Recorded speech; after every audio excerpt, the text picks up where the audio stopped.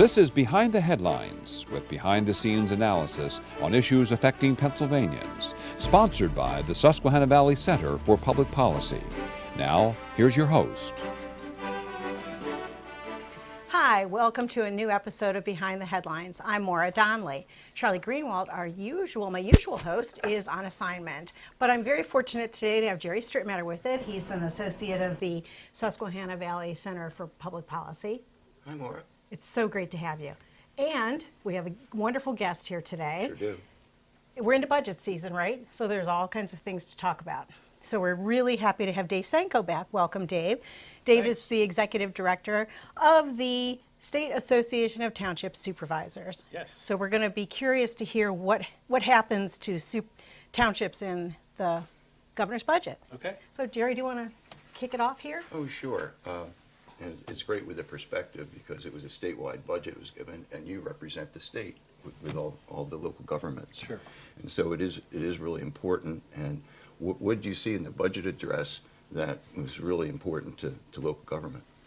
Well, I think there were a couple things where the governor was offering to offer some help to the local government from the Governor's Center and with some planning to help with regional planning and zoning to help with the affordable housing. And we applaud him for recognizing that those decisions are best made at the local level Right. and not at a statewide level. So we're looking forward to moving forward, working with him on that. And I think there's some things that weren't there. Transportation funding, but we can talk a little bit more about that later. Well, we're here now, so tell me about it. Okay. Well, I think there's obviously a large request for mass transit, and clearly 3/4 of all that funding goes to SEPTA in the Philadelphia region and in Pittsburgh. And that's not to say there aren't mass transit entities all across Pennsylvania in smaller communities, because there are, but the lion's share of that money goes to Philadelphia and Pittsburgh. We think that there's some of that money, or there ought to be at least corresponding matching money for local roads and local bridges. Those local governments are losing money every year from the gas tax as vehicles become more fuel efficient, and there's more alternate vehicles that aren't paying in, and yet the cost of asphalt and all of those supplies and resources continue to rise. And any reduction or absence of state funding means higher local property taxes, because that's the only place that the local governments have to turn for additional revenues. Did I read that the governor was talking about trying to make it easier for communities, townships, for example, to share resources across the state? Like police and... Sure. Well, in reality, and what's interesting about this, and the governor has his GSD program and getting stuff done and fixing things that are broke. And we applaud that, and that's important to do. But it's also equally important for Harrisburg not to try and fix things that aren't broke. And local decision making isn't broke. And oftentimes it's when you get centralized rules from Harrisburg that it messes up and gets in the way. All of that regional partnerships, whether it's regional police or regional planning, all those things exist and are happening now. And 80% of the townships in Pennsylvania are participating in some form of intergovernmental cooperation and partnership. So they're already doing it. They don't need somebody to tell them they have to do it. If it ain't broke, don't fix it. If it's not broke, don't fix it. That's good. So we did talk a little bit about the housing crisis. That really is, it's pervasive. It's in every state. So you mentioned that you prefer that it be decisions made at the local level. What kind of decisions are the local governments making to try to improve the housing situation? Well, I think it's unfortunate that a lot of folks in Harrisburg are saying one of the driving costs of high housing prices are the local governments. In reality, the costs of housing are interest rates, are land acquisition costs, are the costs of supplies, the costs of labor. There's a lot of things that go into the costs of why housing costs, and then the profits for developers and the commissions for realtors, and there's a lot of things. Local governments I don't think, are contributing to that cost at all, but local governments have a role. People that get elected in local government are tasked with providing communities that are safe and affordable and have a good quality of life.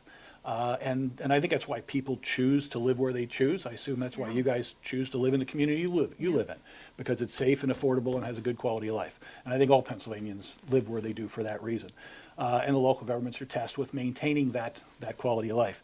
So every community is different. And all those housing options, whether it's triplexes or single-family homes or converting malls into housing or converting churches into housing, all those things are eligible options now, and they work in some communities, and they're being approved in some communities, but they don't work in every community. Not everything, and that's the beauty of having that local decision-making, is that local officials on the street, in the community, your neighbors can decide what works in your community, and not having somebody from Harrisburg dictate, no, you're going to have, we're turning your mall into housing, or we're turning that church into housing, and there may not be adequate water or sewer, Right. or public services, public safety services, fire and EMS, and to have those large clusters of population, forgetting traffic impact and impact on the schools. Yeah. The local government officials, have such a difficult job because everything you just said is then overlaid by what is done by the state legislature, what's done by Congress, and especially by the courts, and then trying to keep that straight. Sure. I'm sure that you must, go crazy, all your members, with all the things that get thrown at you, about your rules and regulations, that how to build a house, how to have a house built safely. Sure. However, everybody else can pick and choose, what kind of court case they want to bring in, and then you get blamed for it. Right. Is there a mechanism with your association to sort of find those things and to let the legislature, Pennsylvania legislature know, let our Congress know, and sort of help them Sure. get rid of, sunset some of these things, or Sure, maybe have a new law to get around some of these court cases? We try every year. We have a lot of information sharing and educational opportunities with our members. We're constantly collecting input from them. We have county meetings where they pass resolutions asking for changes in state law. There is no question. I think residents generally have a high degree of confidence in their local officials, because they can. It's not a long trip from home to the township building. You can go, you can visit, you can see them, you can talk to them, you can be at their public meeting. It's a lot further to have to travel to Harrisburg. It's even further to have to travel to Washington. So the further those bigger governments get away from residents, the less responsive they are to those residents. There's no question that unfunded mandates from Harrisburg and Washington are cost prohibitive in many instances. There are 7,000 unfunded mandates just from Harrisburg, 3,500 from the legislature, another 3,500 from the courts. Wow. Those things all cost local taxpayers money, and sometimes, our members don't spend a lot of time trying to figure out how to get more money. They spend time figuring out how to lower costs of things to deal with, to be able to manage the money they have. Local governments spend on what their needs are, not what their wants are. And because they know the residents, their taxpayers are neighbors, are family members, and they know what they can afford and what they can't afford. And it's nice to have that perspective and those restraints on a local government. It's great that you can follow up with the sunset suggestions, to the legislature and to Congress on that. And sometimes they're open, and sometimes we talk about them for years and years and years, and they're not as open. So we're still fighting hard on some of those. Another follow-up, on your transportation and how important it is that, when people's students go off to school, you want to make sure that they get back safely. Mm-hmm. And that's a local government responsibility for the most part, with identifying, where these danger spots are and taking care of it. How is it going to affect local governments with the governor not keeping true to the promise of taking the funding for the state police out of the transportation funding to stop that practice, that he's delaying that? Right. Is that going to have an impact on you, or is that just the larger highway builders that's going to happen? I think in reality, and I was a little distressed to hear yesterday that, local governments they got that extra money from what we put in the motor license fund by not funding state police. Clearly, the Commonwealth is funding state police, and they should, because it's a core function of state Yes. government. That money that was saved and went to motor license fund, not a penny of that went to any local governments. Every single one of those Now dollars went to the phase-out is state being government. delayed. the phase out is Sure. being delayed, you know, instead of doing it 2 years, who Yeah. knows? It's And not going it's- to be done this year if the governor's proposal, you know, goes And- through, right? And it's nice that the state roads and state bridges are getting money to be fixed. But when you look at the Pennsylvania Transportation Network, the state maintains about 40,000 miles of roads. Local governments maintain 77,000 miles of roads. my goodness. So the lion's share of the transportation infrastructure in Pennsylvania is at the local level, not the state level, but the lion's share of the money goes to the state and not the locals. Well, we heard that there might be a new initiative to make workers safe by doing a statewide OSHA program. Is Sure. that good or bad? Well, I think everybody is committed to worker safety, and our townships have done Yes, a lot worker with. safety is definitely a Sure. good thing, yes. Our townships have done a lot with risk management Yeah. and making sure that workers are safe. I'm not sure that creating a new state bureaucracy that will cost some money, whose job is to, I mean, it's one thing when OSHA finds businesses and because you're finding the private sector and you're cutting into their profits. But when you create an agency, a state agency to find local governments and to find firehouses and other nonprofits, you're really finding taxpayers. And that's unfortunate. And, you know, we've seen other instances where examples of like a state OSHA rule. In Connecticut, and they have a state OSHA program. The fire departments got fined by the state regulators because they said they didn't put the fire extinguishers in the right places. Well, I don't know about you, but I think I'd rather trust a firefighter to tell me where a fire extinguisher goes than some bureaucrat sitting in the state capitol. Yes. I would agree with that, don't you think? Of course, yes, safety first. And in the last minutes that we have, I know you have a wonderful annual meeting.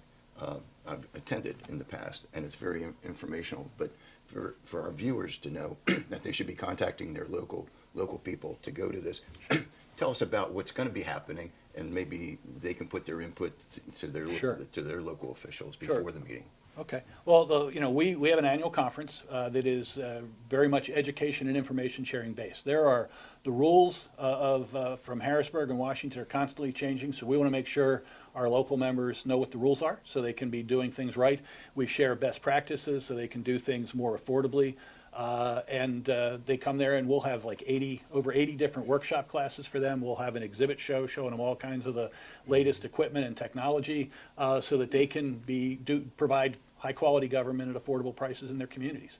We'll have a legislative reception, and it's really a great opportunity for networking and sharing best practices from all across Pennsylvania, because the solutions that work in Wayne County may also work in Greene County, but not every place is the same, and you can't have one size fits all solution. So our conference is a great chance to explore new ways to do things in every type community. And the dates?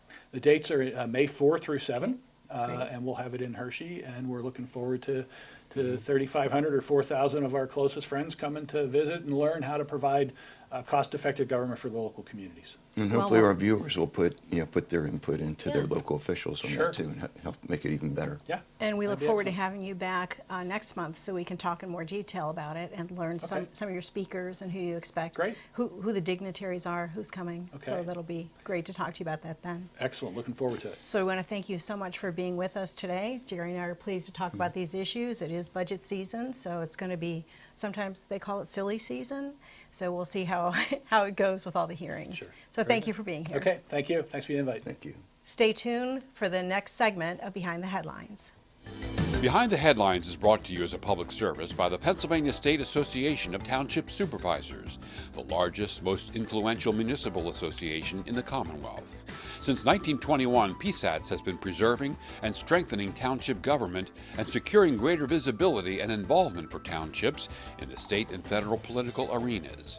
Covering 95% of Pennsylvania's land mass, townships represent 5.5 million residents, more than any other type of political subdivision in Pennsylvania. Additional underwriting provided by the Edward H. and Jeannie Arnold Foundation and by the Pennsylvania Manufacturers Association. Business in Pennsylvania is our business.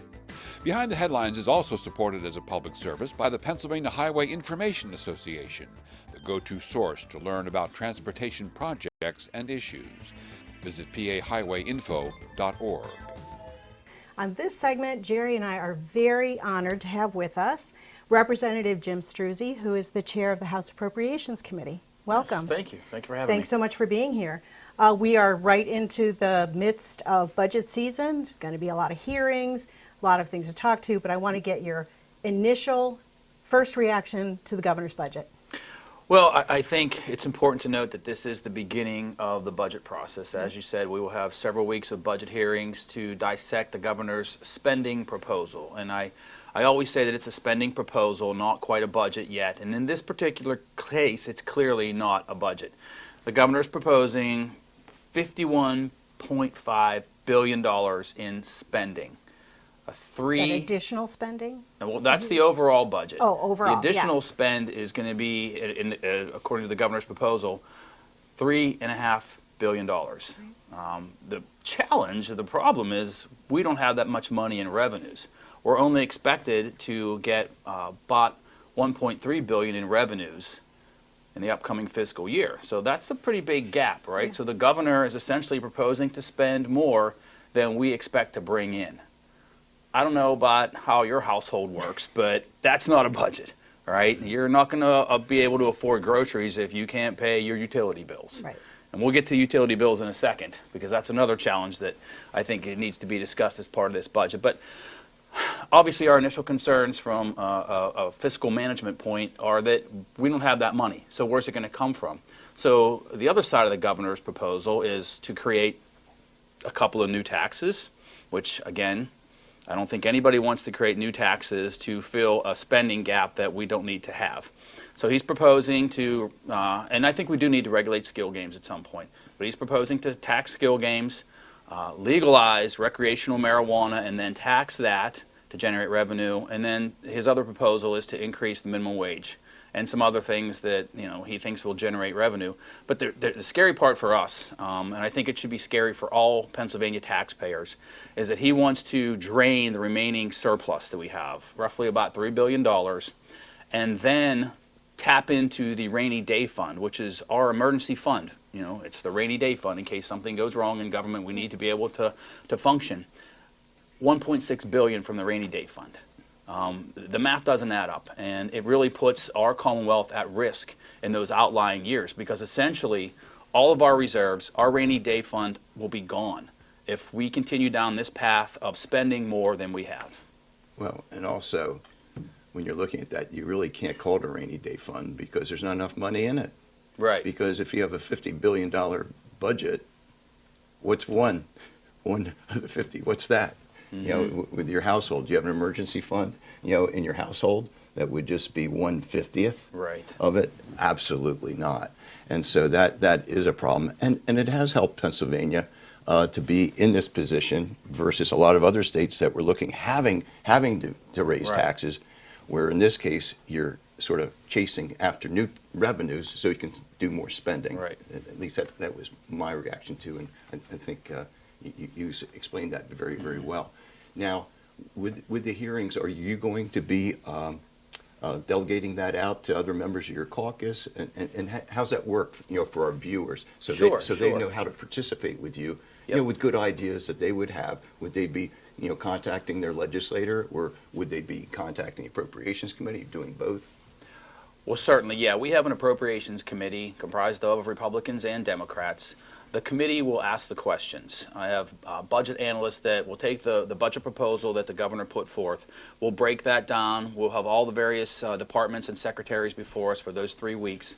They will start that third week of February, so we'll go the last 2 weeks of February, first week in March.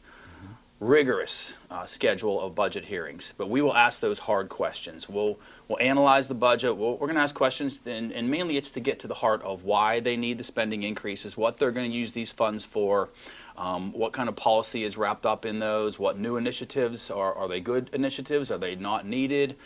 Basically find out where the money's going and how it's going to be used, and then that will enable us then to basically craft our own version of the budget. In hopefully a more fiscally conservative manner. One of the biggest spends that the governor has in his proposal goes towards education. Can you tell us a little bit about what's in there and what your caucus is thinking about that? Well, yeah, the governor is again proposing some significant increases in education funding, and they go back to the court case that said it was constitutionally obligated to provide those funds. We understand the importance of funding education. And I should back up a little bit because I've been on the Appropriations Committee for 6 years, and now this year as chairman. And we understand there are things in state government that we have to provide for. We need to make sure we're providing those essential services that our communities need, that our families need, that schools need. But we also think there is another way to give education opportunities to our young people. So we are obviously going to dissect this as much as we can. And understand, where these funds are going to go, what they're going to be used for. But we also think that school choice needs to be part of that equation as well. We need to have other options. One of my big concerns is you're talking about millions and millions of dollars, right? There really isn't any accountability. And the governor's approach is, if you listen to his spending proposal, it's to throw money here, throw money there, and think that these problems are going to solve themselves. And I think we need to look at how are these funds truly being used? Are they being used in the most efficient manner that they can? Because we're talking about my money, your money, taxpayer dollars. And we can't just throw it around like it's small change. This is real money that we need to fund our state. And this is the largest spending proposal in Pennsylvania history. And they don't ever give money back, right? So I think we need to look at how we're educating our children. Are we doing it in the best manner possible? Why do we just keep throwing money at schools and not understanding how these funds are being used at a time when our demographics really are changing? So I think we will look closely at the education ask, but I think we need to look at how these funds are being used, and do we really need to just throw money at it, or is there a better way to do it? Well, I know there's so many different areas you're responsible for, Yeah. State government. And it is good that the states are doing certain things and not the federal government. Right. And having education coming back to the states, I think it is a good thing. Where it really rubber meets the road is at the local level. Absolutely. With the school directors, and then the state, and then lastly, the federal. So that's going to be a big change you have. But with looking at it, with all the rules and regulations and just trying to have the money that you think is going to come in, that really, takes a lot of work too, doesn't it? Looking at all these different regulations and things that have been passed over years that have never been sunsetted, Right. just a new set of regulations put over, top of that. Was there any discussion in the governor's budget about that, about looking at, with the permitting and regulations and whatever, and for people just getting along with their life, being reviewed, again and again and again? Well, I think the governor did mention, permitting reform, expediting the issuance of permits.